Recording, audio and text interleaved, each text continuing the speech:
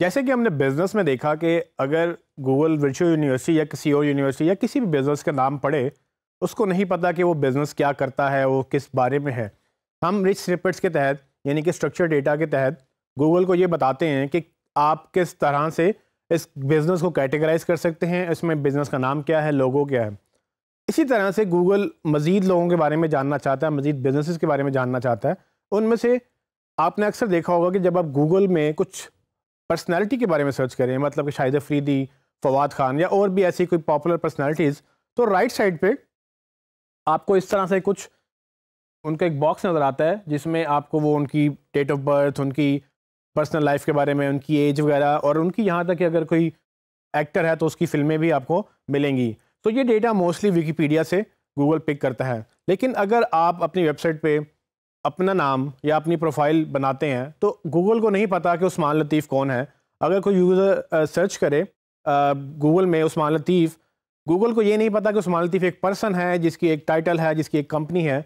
तो अगर मैं अपनी वेबसाइट बनाऊं और उस वेबसाइट में अपने प्रोफाइल बनाऊं तो मैं उसमें अपना रिच स्निपेट्स डाल सकता हूं, जिसमें मैं खुद को एज अ पर्सन गूगल को बताऊंगा कि उस्मान लतीफ़ एक पर्सन का नाम है और उसकी एक सर्टेन क्वालिफ़िकेशन है, उसकी एक टाइटल है। ये सारी चीज़ें आप डिटेल में एक्सप्लेन कर सकते हैं। मैं आपको भी प्रैक्टिकल करके दिखाऊंगा कि किस तरह से वर्चुअल यूनिवर्सिटी ने अगर अपने वेबसाइट पे रेक्टर का एक पेज बनाया है तो गूगल को कैसे पता कि ये रेक्टर कौन है और इसका नाम क्या है, और उसके बारे में वर्चुअल यूनिवर्सिटी कैसे गूगल को हेल्प कर सकती है कि जब भी कोई सर्च करे इनका नाम तो असल में वो इस पेज के ऊपर रैंक कर जाएं। तो ये चीज़ मैं आपको अभी प्रैक्टिकल करके दिखाऊंगा कि किस तरह से आप एक स्निपेट रिच स्निपेट पर्सन के लिए क्रिएट कर सकते हैं।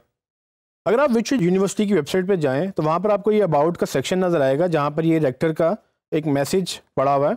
सो वर्चुअल यूनिवर्सिटी के रेक्टर एक पर्सन है, और अगर वर्चुअल यूनिवर्सिटी इस पर्सन को प्रॉपरली स्कीमा के साथ प्रेजेंट करे तो गूगल को अंडरस्टैंड कर लेना चाहिए कि ये डॉक्टर नवीद ए मलिक जो हैं बेसिकली ये इनके वर्चुअल यूनिवर्सिटी के रेक्टर हैं। बट एक्चुअली हम चेक करेंगे कि क्या वाकई गूगल को ये पता है कि डॉक्टर नवीद ए मलिक इस पेज के ऊपर मैंशनड है और उनकी पोजीशन भी मैंशनड है।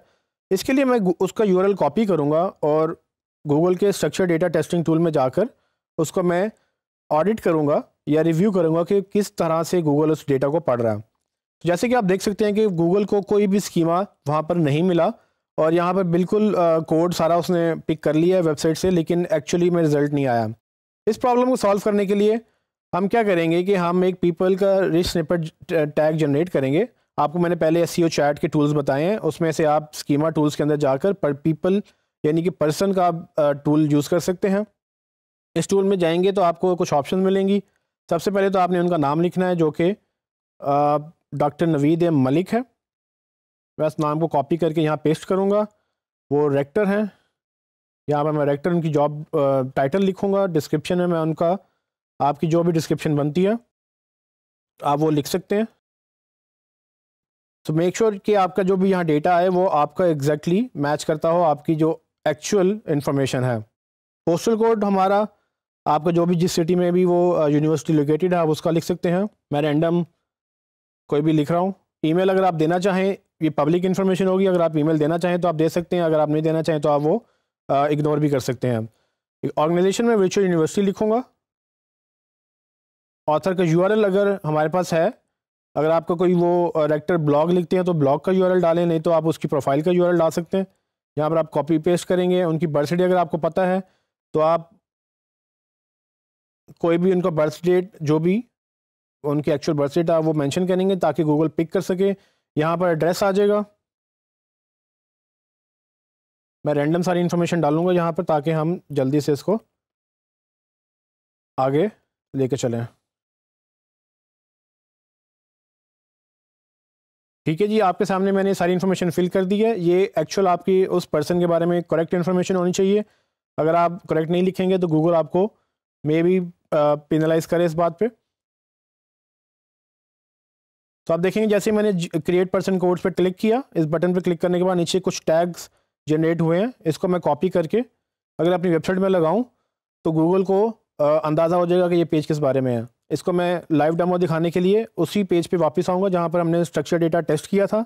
इसके कोड में जाकर मैं एंड पे ऐड करके आपको एज एन एग्जांपल दिखा सकता हूँ कि जब मैं यहाँ पे कोड पेस्ट करूँगा ये सारा कोड जो मैंने वहाँ पर क्रिएट किया था वो यहाँ मैंने ऐसे पेस्ट किया, और इस कोड को गूगल कैसे रीड करेगा इसको चेक करने के लिए हम दोबारा से ये टेस्ट वैलिडेट करेंगे और देखेंगे क्या गूगल वो पोजीशन उसकी उठा रहे हैं कि नहीं। तो गूगल ने यहाँ पर सारी डिटेल्स पिक कर ली हैं, जो हमने डेटा डाला था उसमें उन्होंने सिर्फ एक जो है ना इशू उसने क्रिएट किया है कि मेंबर की कैटेगरी जो उसने रिकग्नाइज नहीं किया है। सो ये वार्निंग है, ये इशू नहीं है। सो आप इसको एज इट इज़ डाल सकते हैं। वार्निंग को सॉल्व करना अच्छी बात है, लेकिन अगर नहीं वार्निंग सॉल्व हो रही तो आप फिर भी इसको लाइव कर सकते हैं। इसको मज़ीद डिटेल में प्रॉपरली करने के लिए आप अपने डेवलपर से भी बात कर सकते हैं।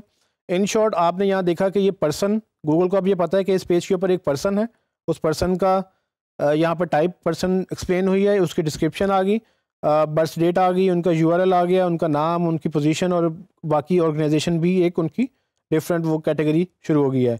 तो जब ये कोड आप एक्चुअल वेबसाइट में डालेंगे जिसकी एक्सेस अभी मेरे पास नहीं है, तो गूगल जब इस पेज को क्रॉल करेगा तो वो इस इन्फॉर्मेशन को गूगल में दिखाएगा भी। जैसे कि आपने देखा कि मैंने जैसे ही पर्सन का टैग रेक्टर के पेज पे ऐड किया, तो गूगल ने उस रेक्टर को ना सिर्फ पहचानना शुरू किया, उनका नाम, उनकी टाइटल और उनकी सारी पोजीशन वगैरह भी गूगल ने सब अंडरस्टैंड कर ली। तो अक्सर वेबसाइट्स जो हैं वो अपनी बोर्ड ऑफ डायरेक्टर्स या अपनी टीम्स के पेजेस बनाते हैं, लेकिन उनमें वो उनकी डिटेल्स ऐड नहीं करते हैं। तो आप पूरी टीम लिख भी लें, गूगल को नहीं पता कि ये टीम है और ये पर्सन है एक्चुअली, जब तक कि आप उनको स्कीमा टैग्स नहीं लगाएंगे। और आप इसके लिए अपने डेवलपर से हेल्प ले सकते हैं। फाइनली मैंने आपको एक टूल बताया एसईओ चैट का, आप इसको यूज़ करते हुए भी आप इसको ऐड कर सकते हैं, स्कीमा टैग्स को जनरेट कर सकते हैं, या आप अपने डेवलपर से हेल्प ले सकते हैं। या फाइनली अगर आप वर्डप्रेस के ऊपर हैं तो वर्डप्रेस में आपको प्लगइन्स भी मिल जाते हैं जिसमें आप ये स्कीमा के टैग्स लगा सकते हैं।